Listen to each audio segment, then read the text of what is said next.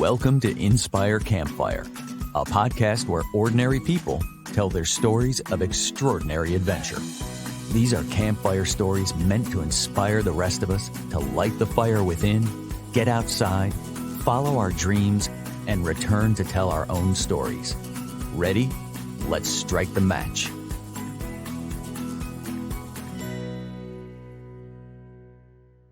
Welcome to the show. I'm your host, Scott Wurzbacher, and today we're going to help make it a little bit easier for you to schedule your next active travel adventure. As today's guest says, travel is so much more than just taking a trip. Travel invites us to spend time enjoying meaningful experiences with the ones we love. It fosters stronger relationships and creates cherished memories that we share with family and friends forever. Richard Campbell from Calgary, Canada is with us today. He is the founder of 10 Adventures, a company that was founded with one goal: to enable more people to discover the joys of active travel. This podcast's mission is to help people listen to the voice inside that calls us to adventure. And Richard's team can help make that happen.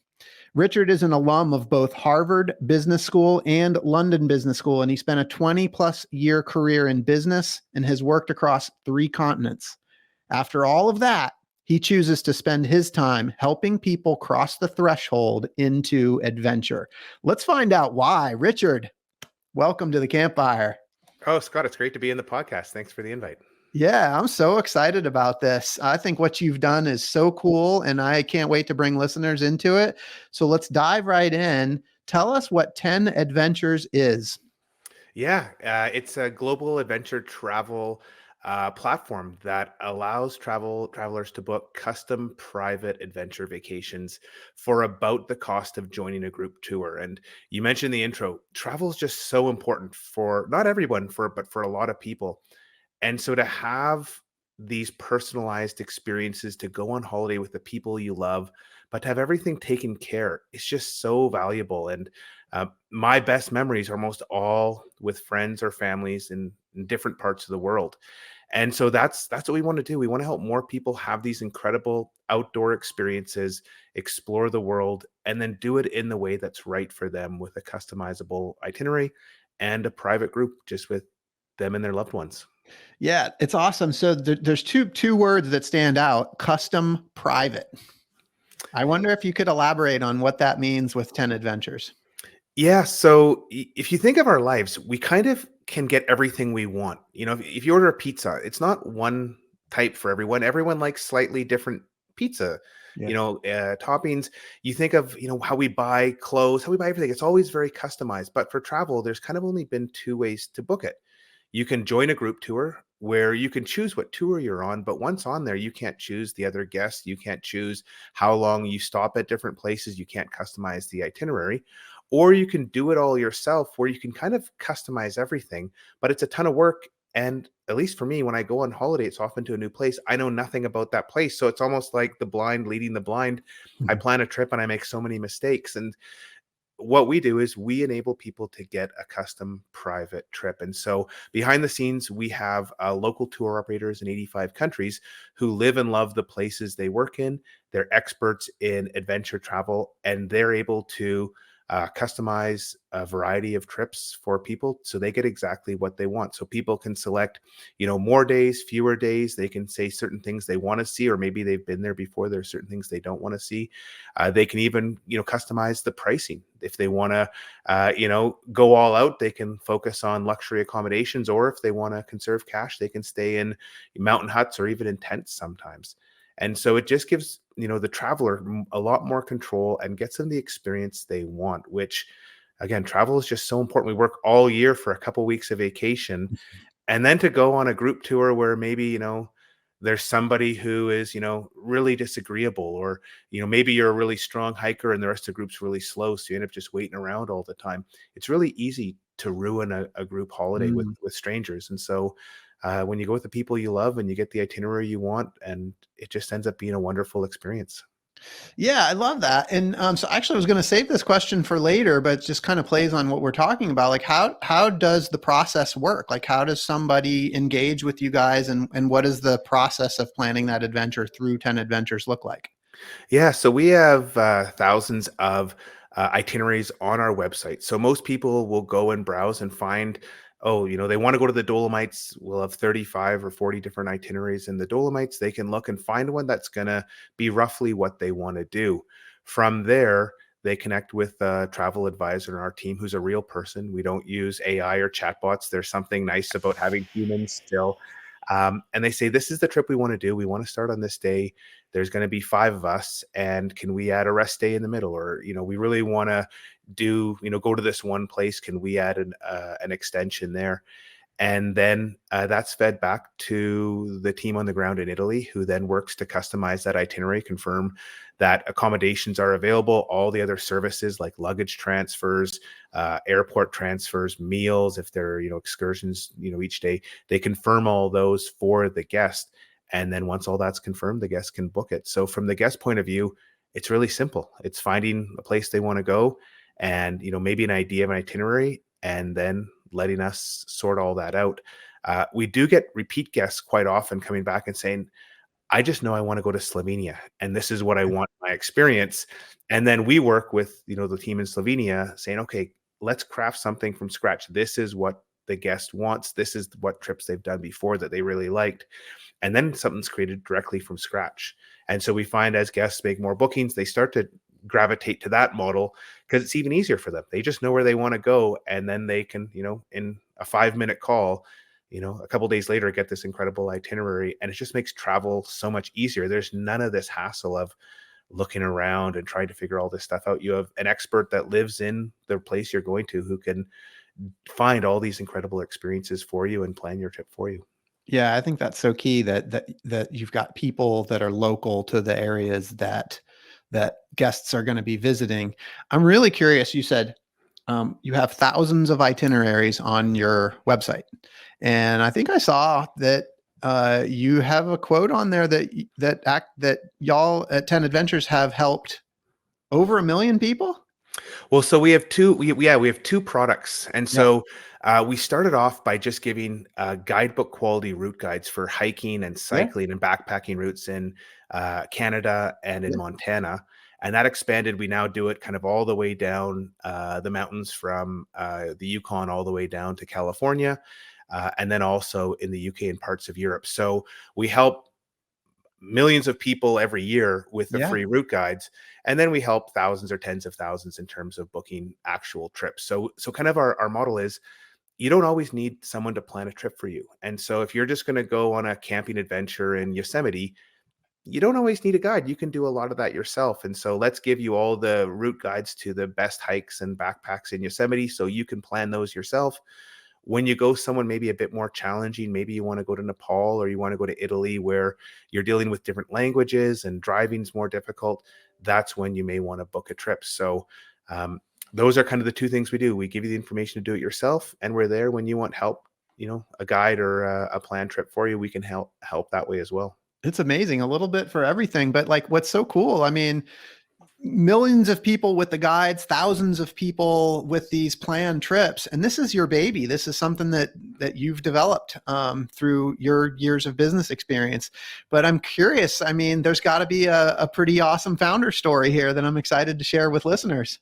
So one thing that's really interesting is how many founders kind of do it by accident, and I'm 100% accident. I was leading a consulting company. We'd grown it from 18 people to over 425 people, and I went back to school and I took a course on leadership, and it was all about actually authenticity. And at the time, I was reading a book by one of my professors called "How Will You Measure Your Life," which was, you know, looking to when you're 75, looking back, and will you have been happy with the decisions you make, how you've spent your time in your life. And I realized I had 3 young kids and I wasn't seeing them. I was leaving for work at 7, getting back at 5:30 or 6, and spending half an hour with them. And I realized the consulting lifestyle is a great lifestyle, but work was important, but my family and having these great times with them was more important. So I decided I wanted to change career.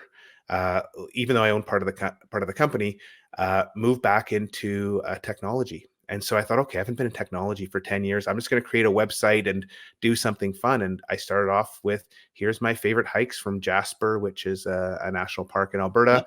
Yep. all the way down to Glacier National Park in Montana. And each year I'd get people emailing me saying, oh, I live in Yosemite, I live in Chamonix, I live in the Lake District in the UK. Can I share my favorite hikes?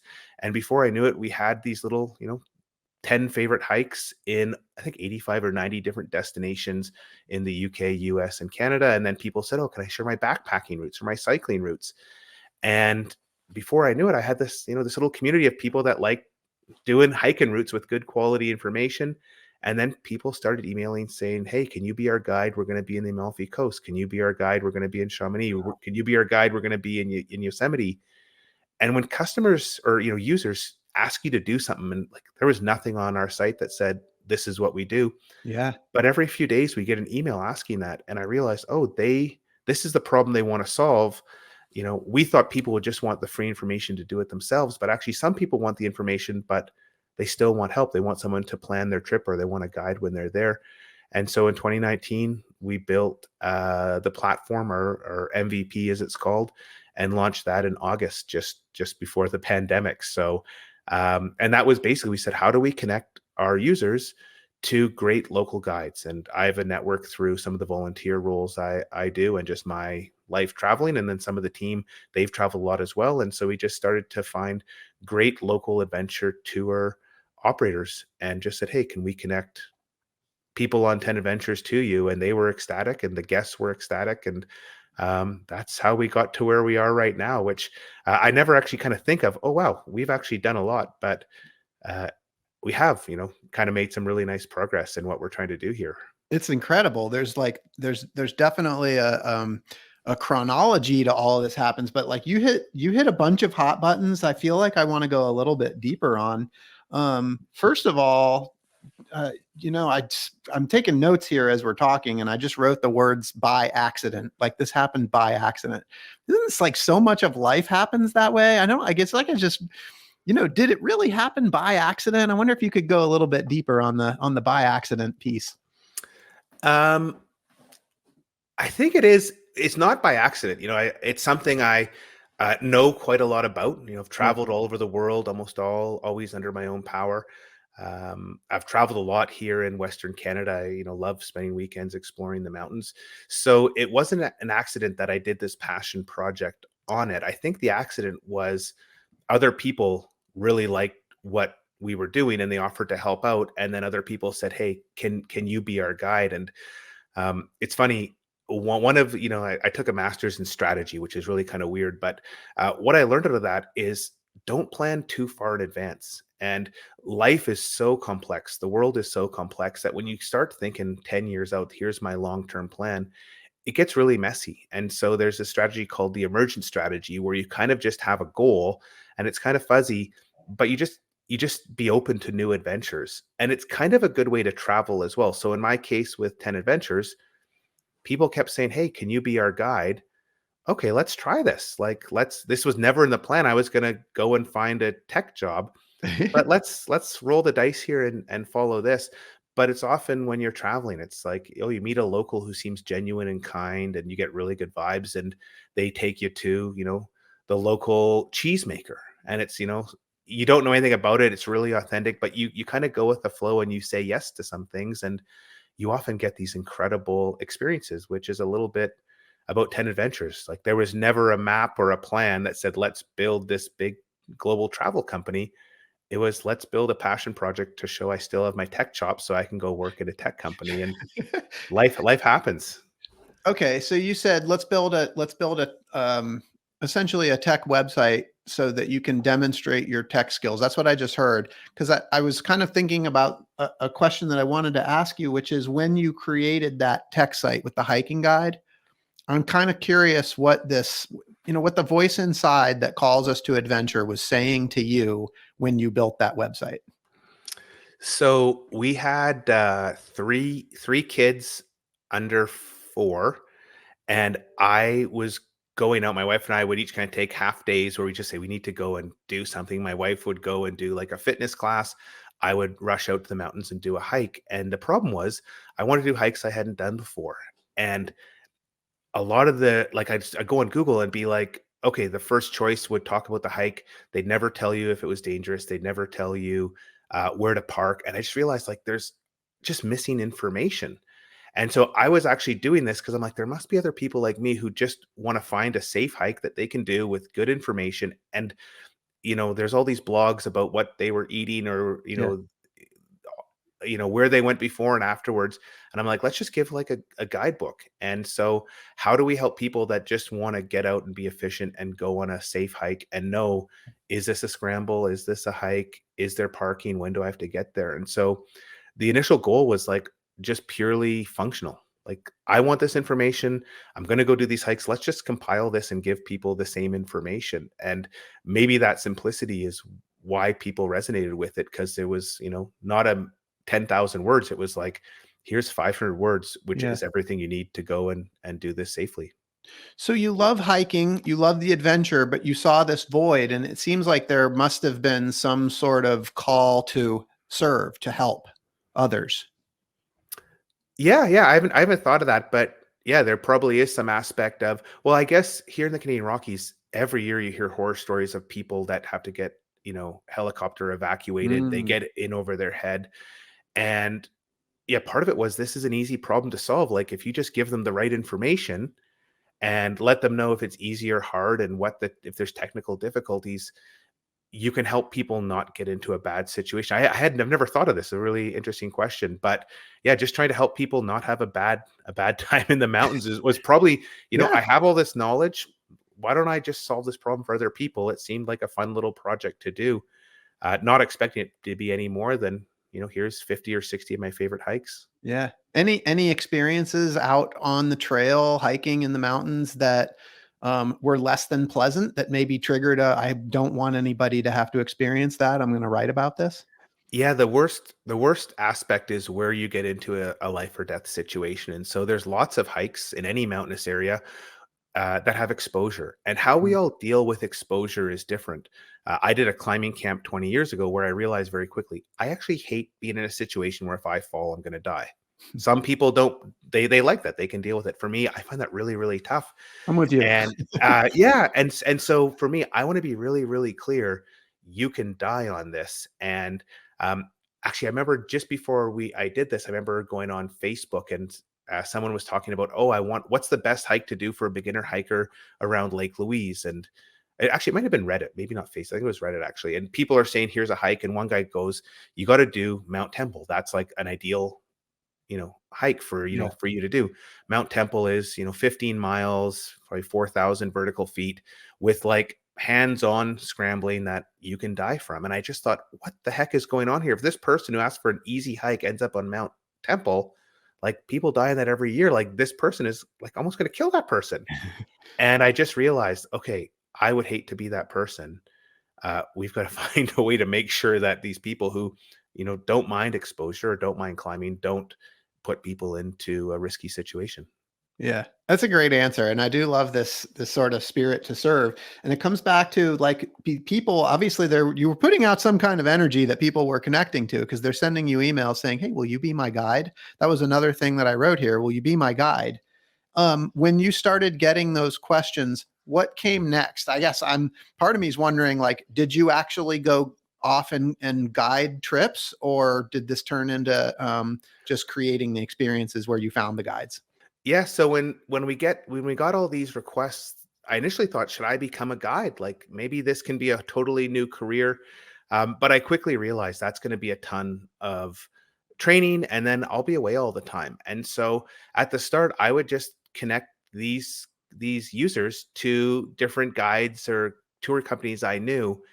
And after a while, I thought, hey, like, why don't I make this a business? Like, why don't I help them and do more than just say, hey, here, talk to this company in Chamonix, or talk to this company Yeah. in Cortina. And so then I said, okay, let's take a flyer and build a simple site that allows people to actually see the tours and book them on 10 adventures.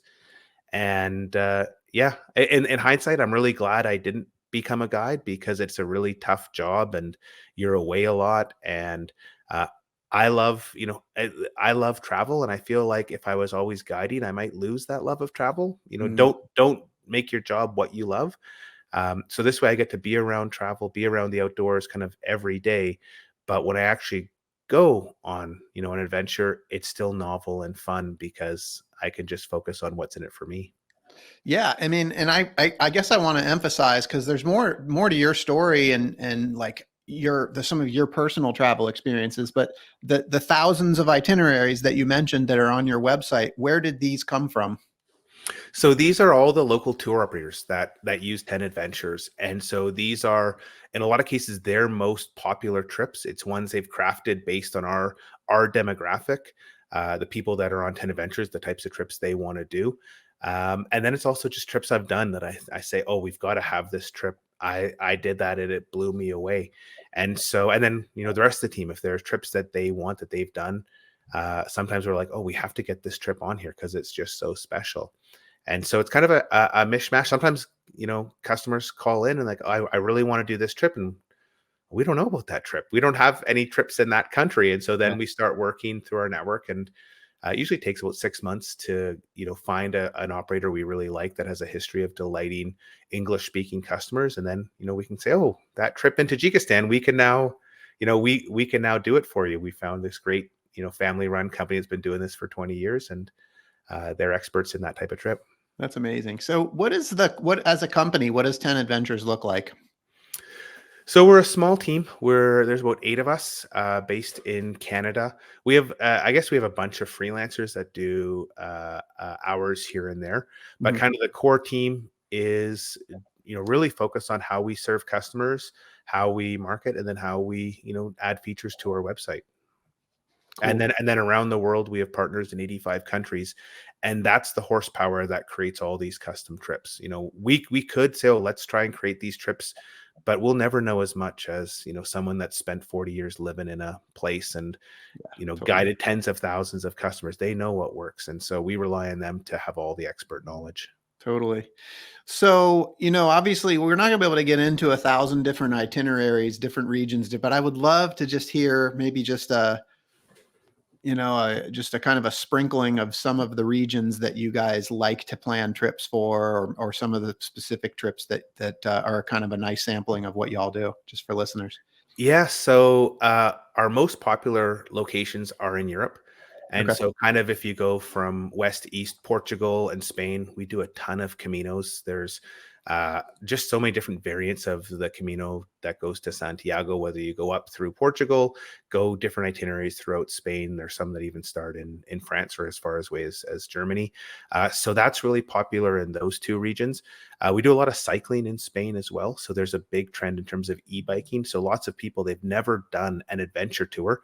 They like to e-bike when they're, day trips on a cruise or around their Yeah. house. And they think, okay, I want to do an e-biking trip like for 7 days. And Yeah. they just love it. It's such a great pace to see things.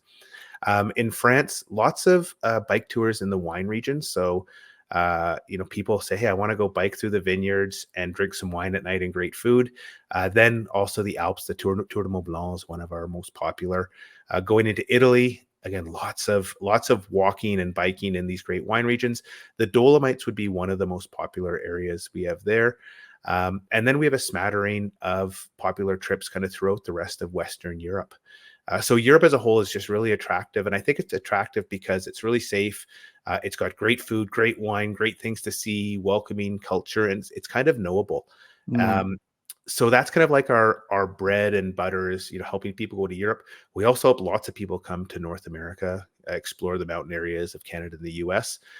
Down in South America, Patagonia has been really, really popular, especially Chilean Patagonia. Yeah. Ecuador and Colombia were really popular, but with some of the unrest here in the last 12 Yeah. months, that's an area that's declined. And then we have tons of cool stuff in Asia. We have some stuff in Central Asia that is like, I just can't wait to do something like that myself. And then Africa, lots of really cool things in Africa. Although we don't have anything in West Africa yet, it's just a bit too challenging to find partners that have the experience that we need to offer tours there. Got it. Well, and also just for you, like I'm not surprised to hear you say that some of the European mountain ranges are one of your kind of bread and butter packages that you put together. You personally have a lot of experience in that region. Yeah, it's my life kind of changed when I was, after university, Yeah. I'd saved up all my money. I went to travel in Europe and I went to Chamonix for one day. I wasn't really a mountain person. I'd spent, growing up in Calgary, we're next to the Canadian Rockies, so I did lots of hiking and camping, but I didn't think like this was a big part of my life. And then I went to Chamonix for one day and I stayed for 7 and then went the rest of my trip exploring the Alps, and I just fell in love, and that was kind of the genesis of me realizing these mountains are really important to me. A few years later, I spent the summer, I did the GR10, which is in the Pyrenees, and I did the Tour de Mont Blanc, the haute route to Zermatt. A few years after that, my wife and I walked from essentially Geneva down to Nice, so about 4 weeks, basically north to south through the Alps, and just keep coming back to the Alps. And I think what's also special is, compared to staying in the mountains here in North America, it's quite affordable. So the quality of food is incredible. Accommodations, because these are all winter resorts, they just have so much accommodation, so you can get a really good deal. And I was pricing out a trip for my parents into the Canadian Rockies this summer, and it's like $700 or $800 a night to stay in not a great hotel. And I kind Yeah. of think, we can get a week's holiday almost for that in the Alps, including breakfast. And you realize there's just such good value to travel in Europe right now, that it's wonderful and it's cost effective. Yeah. So one thing that I heard you say, you were in Chamonix for one day and you ended up staying for 7, and then that turns into a whole bunch of like follow-up trips and adventures. Like, what happened to you in that one day that turned into 7, that turned into this like love of the Alps and the mountains?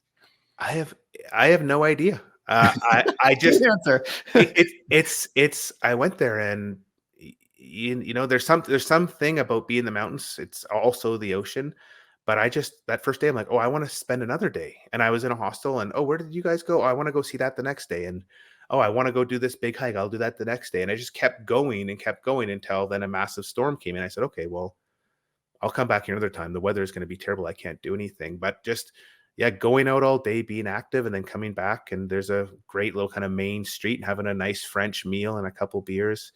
That was every day was like a great day. And I'd spent the previous 2 months in all the big cities in Europe. And maybe it was also just the contrast of being in a big city, which is also great. But then, Mm, hey, all of a sudden I could just have this time outdoors. And I think now the big thing I love about the outdoors is to disconnect, to have this time where there's nothing to do outside of, oh, we got to get to the next campsite or the next hut, or we got to get to the pass.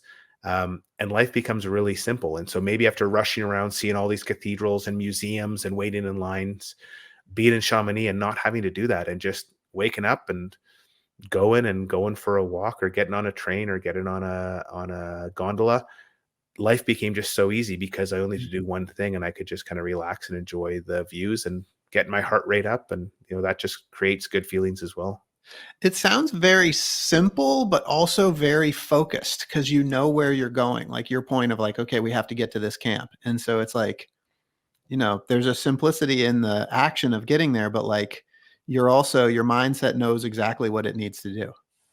Yeah, I think that's what people love about these types of trips is they don't have meetings, they don't have appointments, there's no lines, there's like not even like a definite schedule. If you're on a group trip, you have to be at breakfast at 8, be in the whatever at 8:30. Like there's all these things you have to do. Whereas in these customizable trips, a lot of people do self-guided, where they don't even have a guide, they just have an app that shows them where to go, and everything's kind of booked for them. But if they want to leave at 6 a.m., they can leave at 6 a.m. If they want to leave at 11 a.m., they can leave at 11 a.m. They only have one job, or they have two jobs. Eat all your meals so you don't get tired, and then get to the next accommodation. And Yeah. that is just such a different aspect to our life, where we've got emails and text messages and social media and appointments and things, people to see and things to do. And like we just run around all day. And on these trips, there's two things to do. And it's just so refreshing not to have all that mental stress of all these other responsibilities. Yeah. And so I might be asking the same question another way, but your focus is on active travel. And so why active travel? Well, so active travel is really complex. If you think of it, you've got to figure out like where do you want to go? How do you get around? Because it's not like, you're on these little mountain paths or small roads. You often have to rent gear. You may want your luggage transferred.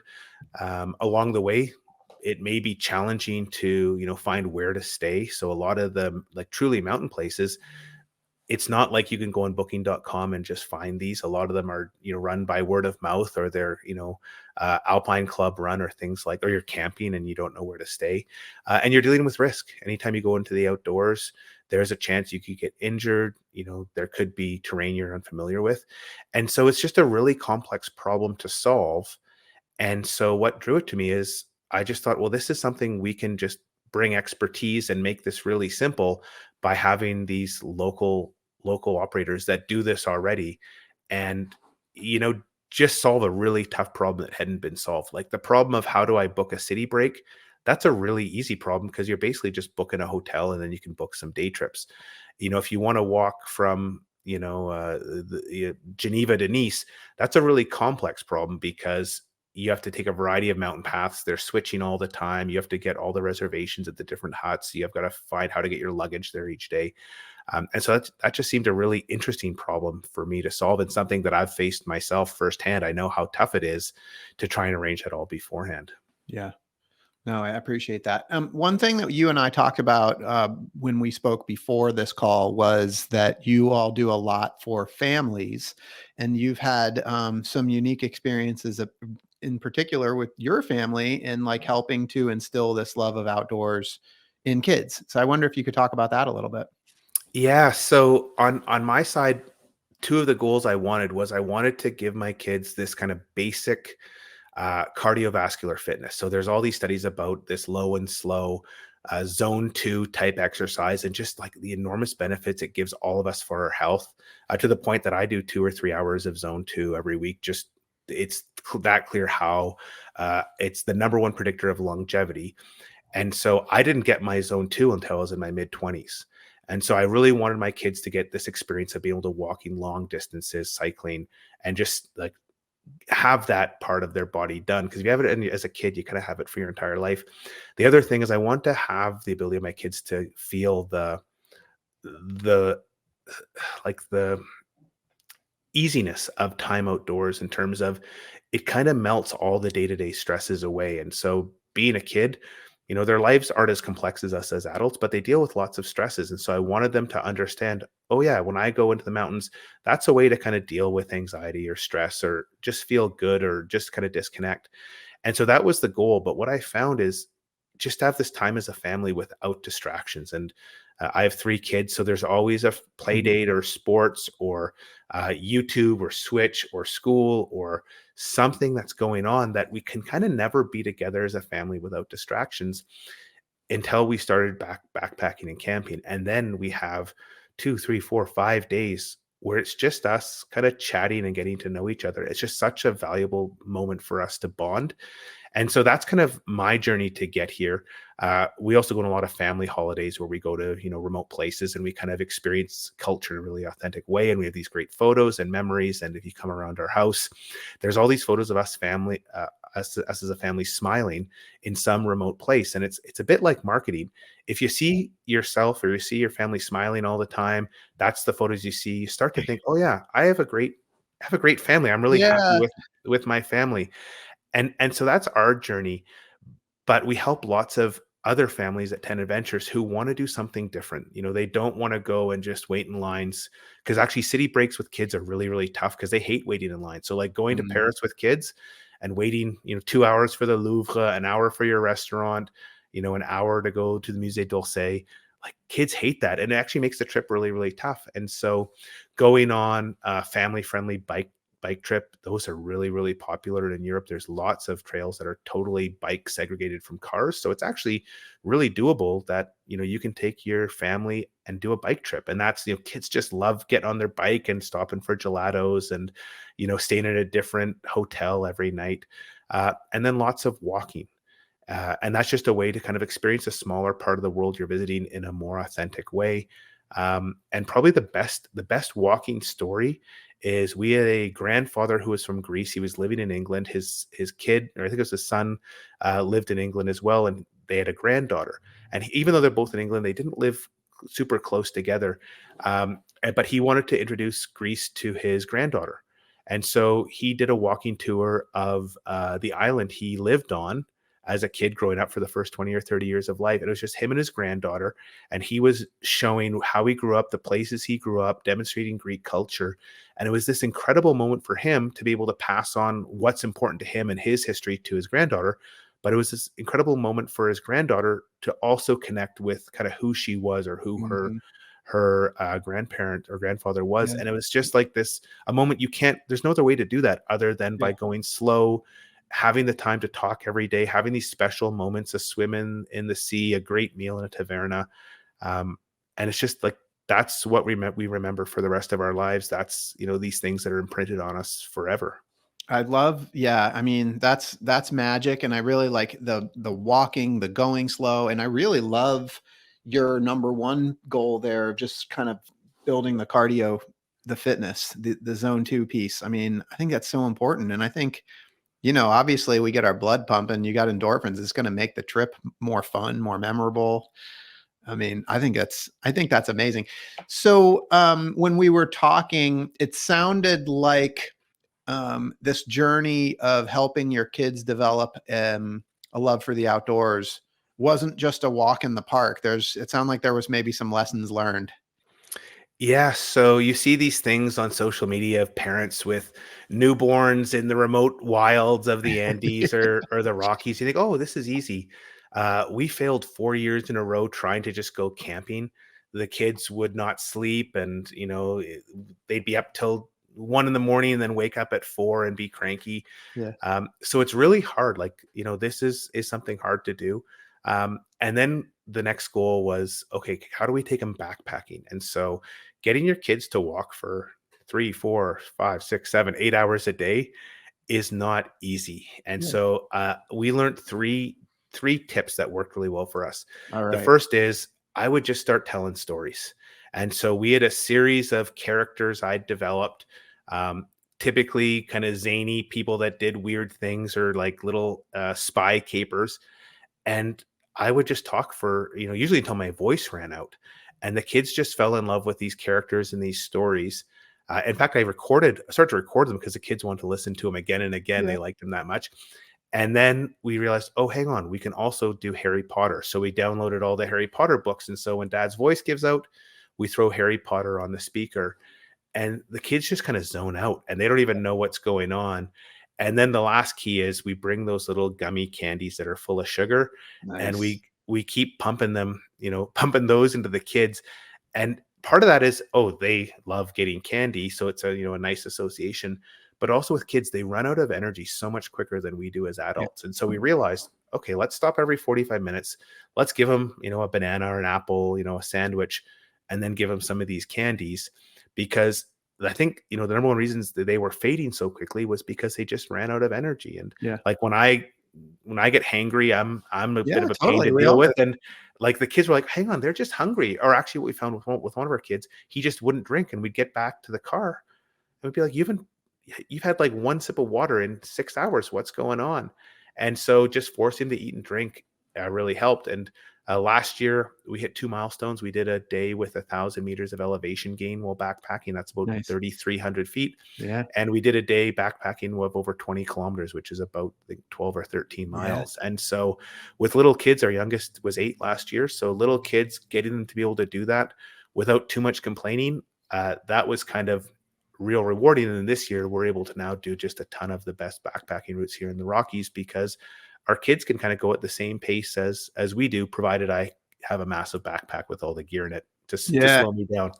I love that. You gave me two really important tips. And it was what I heard was like, keep their minds distracted. Yep. And keep them full of energy. Keep them full of, the carbs that they need to keep moving along. Great advice. Really appreciate that.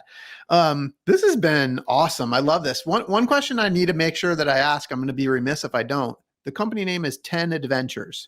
Yeah. Is there background behind the name? Yeah, there's kind of two kind of genesis stories for that name. The first is we focus on 10 different kind of adventure categories. And Ooh, so we nice. looked at, okay, well, there's hiking and cycling and, climbing or mountaineering and wildlife or safari tours and family tours. And there's 10 different kind of themes of travel. So that's one aspect. The other aspect was I had a classmate years ago who his advice in life was always be planning your next trip. So either be in a trip or be planning. And he said, he has his next 10 trips planned and kind of that's his number. He always makes sure he has 10 trips he wants to plan. And then I started thinking, I'm like, oh yeah, I kind of have like this bucket list of 10 adventures I want to do as well. And so we looked at like, oh, we've got 10 here and 10 here. It's a nice, easy name to remember. And so that's kind of how we got to where we are. So, and I urge people, if you want to have fun, go out with your partner on a date night, one night, take a piece of paper and just start talking about all the trips you want to do and then write down when you want to do them and then just put that on a wall somewhere. And we have one we did with my wife in 2018 and it's surprising. We haven't done all the trips, but a lot of them we actually predicted kind of randomly in 2018. Oh, we'll go to Japan in spring of 2023 and life came together and that happened. And it's a fun way to get excited with your partner and also to, just have this little document of, what your dreams are. Yeah, I love that so much. First of all, like having your next trip planned, like before you're even done with your current trip, because like otherwise the trip ends and you're like, no, what do I do now? I'm so depressed. But you got the next trip on the horizon. But um, planning your next 10 trips, that's awesome. And it kind of makes me think like, so I have this and I've talked about this before on the podcast, but I have this vision board. It's actually sitting right in front of me right now. And it's just little pictures that I've printed out of things that I want to do. And 90% of what's on that board is places that I want to go. And the thing has taken on a life of its own because like I learned a few years back, the power of just saying yes, right? When the universe gives you an opportunity and says, hey, would you like to go do this thing? Here's an opportunity. And then I look at the vision board and I go, well, it's something I said I wanted to do. Like I can say yes, or I can say no. And, when you have that goal written down, like you said, the list of 10 adventures, or in my case, this vision board, it just makes it so much easier to embrace and say, hey, if not now, then when? So I'm a big fan and I completely agree with this idea of 10 adventures. So cool. Yeah, I haven't thought of your vision board, but this idea of saying yes is just so valuable. And I have a podcast, and one of the guys who came on it has an even better way to do this. That he actually just has a group of 45 or 50 people that he knows that he likes, and he'll go 2 or 3 times a year to just book a trip he wants to do, and he'll book 8 spaces, and then he'll send everyone an email Nice. saying, "Hey, I'm going to go do this trip. If you want to come, let me know. Here's the cost." Nice. And kind of what he says is there's lots of people that they just need that easy opportunity to say, oh yeah, Yeah. I'm free that week. I totally want to go to the Grand Canyon or I totally want to go to the Dolomites. Yeah. And so I thought that was a really interesting way to actually combine the trip with, hey, there's all these people I want to see. He likes to organize things, he does the organization and then people can just say yes to that. And I thought, oh, what a beautiful way to like have these great experiences with, your best friends or your family. Amazing. This is awesome. Thank you so much. I really appreciate everything we've had a chance to talk about. And when I think about your story and everything you've done in business and all these trips that you've done, I kind of feel like we didn't even scratch the surface for some of the trips that you've personally done and some of your philanthropic endeavors that you've had. There's probably a whole nother podcast in there somewhere, but I think people probably can come to your podcast and find out more. What is your podcast? How can people find that? It's very simple. It's called the 10 Adventures podcast, and it actually is a similar vein to your podcast Cool. in that it's like people actually we had actually I was looking we have had some of the same guests, but Cool. it's like this idea of like the power of travel and Yeah. what we're talking about is like how is traveling outdoors? How does it provide meaning, happiness, joy, health? All these aspects with real people kind of sharing how it's impacted them. And there's something here because people are starting to realize just how powerful these trips are for their health and their happiness. Yeah, life is short. So, with all of that, the story that you've created, this journey that you've been on, your hero's journey, I know, Richard, at some point Hollywood is going to find out about your story and they're going to want to make a movie about you. And when they do, I want to know who's going to be the Hollywood actor that's going to play you in your movie. This is like the hardest question I've been asked since like calculus and in my undergrad. I'm gonna take an AI generation of Michael J. Fox from his Back to the Future days, because as a kid that was my favorite movie, and it has kind of the playfulness and this dreaming and unexpected, and so and he's Canadian, so I'll take old school Michael J. Fox. Man, that is such a great pick. I love that one. What's your movie going to be called? This was even tougher. I just named it Outside. I would need days to figure out what the heck to call the movie, but I'll leave it with Outside to start. The one-word title is fantastic. And Michael J. Fox, like Outside starring Michael J. Fox. It's a Oscar winner.